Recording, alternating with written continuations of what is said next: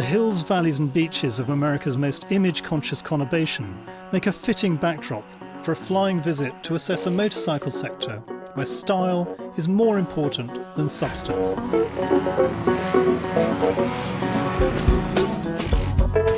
Harley-Davidson as a brand has a cachet like few others. With its custom bikes, it has successfully sold a dream of individuality and rebellion to people such as lawyers and financiers who, in their professional lives, would run a mile from the bad and dangerous image that Harley now claims as its own.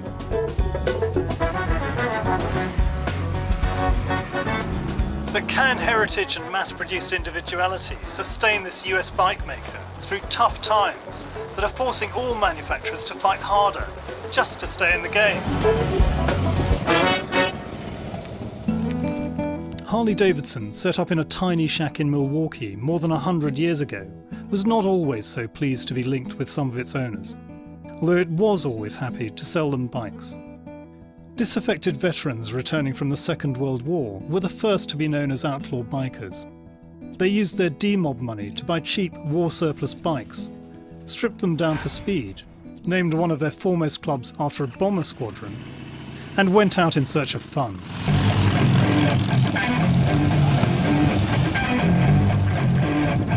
Fast forward through the 60s, and helped by films such as Easy Rider, the bikers still saw themselves as outlaws, and the motorcycles themselves were getting more and more stylized. In 1969, Harley-Davidson was bought by American Machine and Foundry, which also made parking meters, and the quality of the bikes went into a steep spiral dive. But just over a decade later, the company was bought by a group that included Willie G. Davidson, grandson of one of the founders. With Willie G as stylist, the company brought the customizers and the people who liked the raw image of the brand into the fold, rather than trying and failing to ignore them.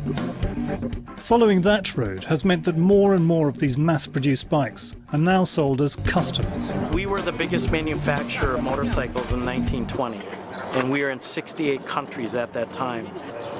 Customization was already taking place, and that it was becoming more and more of a lifestyle.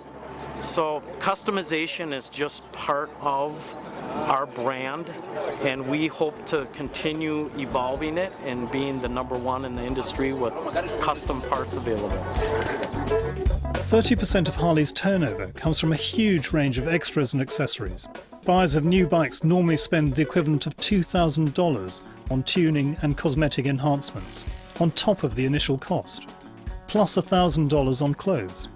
And they often spend that same total each and every year. They're really a piece of art, right? It's like a painting on a wall.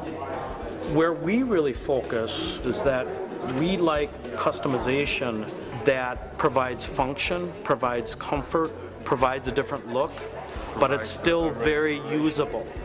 Part of the fun is the artistic ability and the craftsmanship of a lot of our customers and dealers and what they're able to create.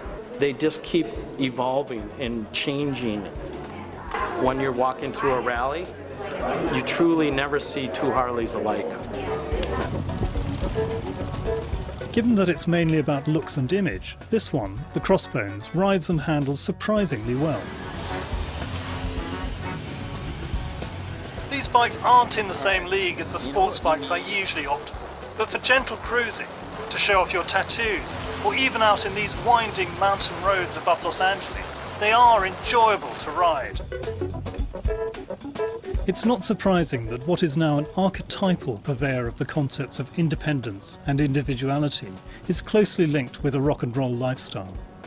But that does carry with it the danger of narrowing the market. Harley was forced by the downturn to pull abruptly out of the sports bikes it had diversified into, so now almost all of its eggs are in one custom-painted basket.